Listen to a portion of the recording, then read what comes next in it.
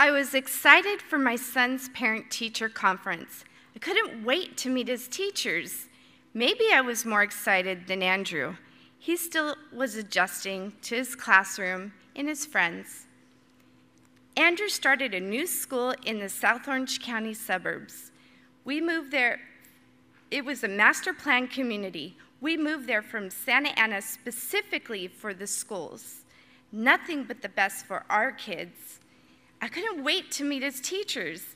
I imagined the heaps of praise he would receive. Who wouldn't want to love my bright, friendly, well-mannered, sweet little boy? I dressed up in my designer jeans. I wore my favorite Prada heels. My curls were defined, and my makeup was flawless. I looked good, and I felt good when I walked into the classroom. Your son is behind the other children in the class, the teacher said. Has he been in special ed? I looked around at the names on all the desks. Was there another Andrew in the class? Surely she wasn't talking about my son. You know, Andrew loves to read. He did so well in Montessori. His tutor told us he was a shining student. Your son is hanging out with the bad boys.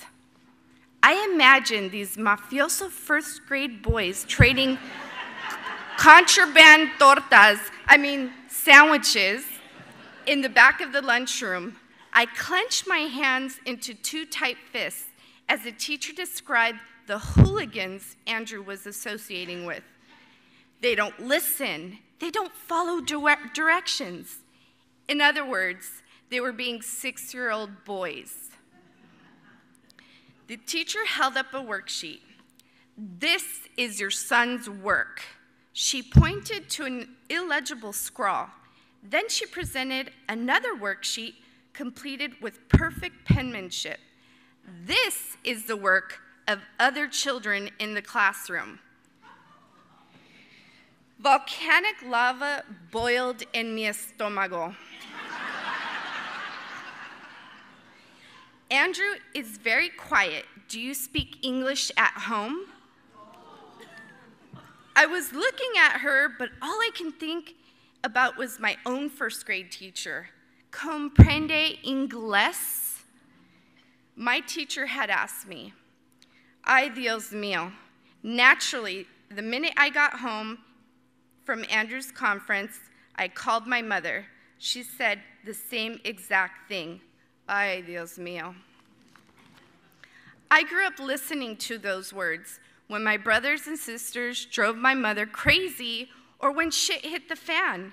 Mi mamá, my rock, my strength would say, ay, Dios mío. I went to my mother for advice. Mom, what do I do? Don't worry about it, mija. Don't pay attention.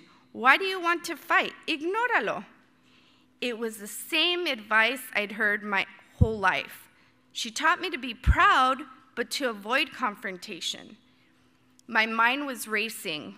Could my son actually be delayed? Is my son being labeled? I tried to dismiss my negative thoughts. I decided to ignore it like my mom would. The next day, my son came home with a letter from the school on letterhead from a local church. Dear Mr. and Mrs. Camacho, your son has been selected to receive a $100 shopping spree at Target for school clothing and shoes. Please RSVP immediately to confirm your acceptance of this amazing gift. Selected? How were we selected? I didn't recall entering any raffles. I called the elementary school. The secretary told me that Andrew's teacher presumed we were a family in need. Obviously, the teacher no comprende Prada.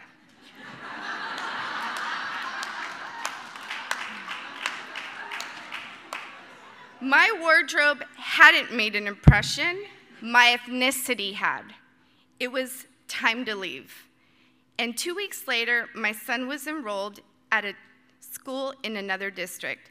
a district with more diversity. His new teacher said, "Your parent-teacher conference is optional. Andrew is doing just great.